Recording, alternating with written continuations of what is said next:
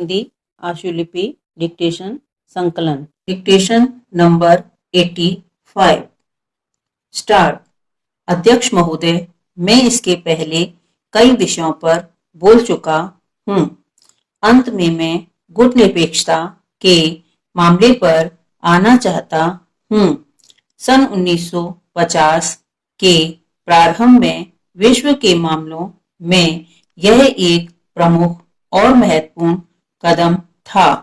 एक तरफ विश्व युद्ध समाप्त होने के बाद जब हम उपनिवेशवाद से छुटकारा पा रहे थे, तो दूसरी तरफ कुरुक्षेत्र के समान विश्व विभाजन के प्रयास किए जा रहे थे।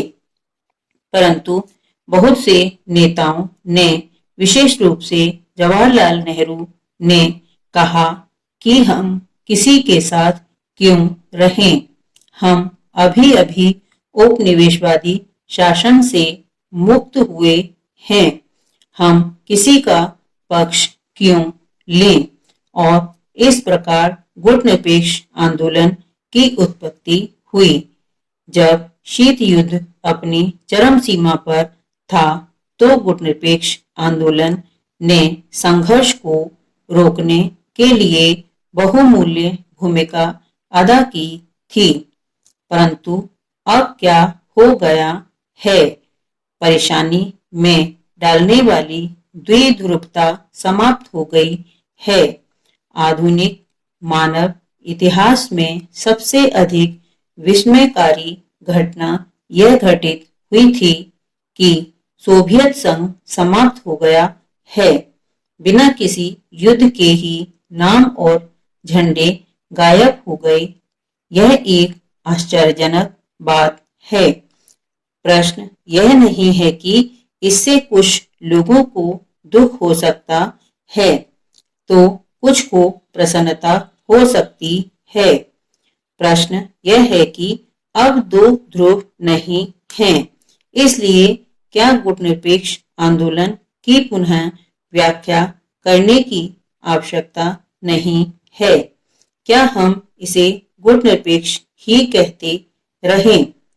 और यदि हम इसे इसी नाम से पुकारना चाहते हैं, तो अब इसकी आर्थिक मामलों से क्या भूमिका होनी चाहिए? अगर आज विश्व परिदृश्य की ओर देखा जाए तो अभी भी बहुत असमानता है। हमारे क्षेत्रीय गुटों के बारे में क्या विचार है? उदाहरण के तौर पर सार्क को, जिससे हम प्रत्यक्ष रूप से जुड़े हुए हैं, महत्व नहीं देना चाहिए। ऐसा लगता है कि हम अपने पड़ोसी के साथ स्थायी और अंतहीन विवाद में फंसते जा रहे हैं।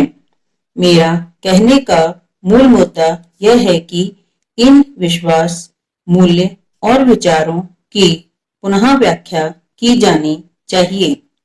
केवल गुट निरपेक्षता और समाजवाद के मंत्रों के जाप से अब काम नहीं चलेगा, तो फिर हमें क्या करना चाहिए? स्पष्ट रूप से हम चौराहे पर खड़े हैं और हमारी व्यवस्था में आज मौलिक परिवर्तन करने की आवश्यकता है। संविधान शासन का मुख्य तंत्र है। अब तक 71 संशोधन किए जा चुके हैं और गणमान्य लोगों के द्वारा संशोधन के संबंध में अनेक सुझाव दिए गए हैं, जिसके अनुसार संशोधन किया जाना है।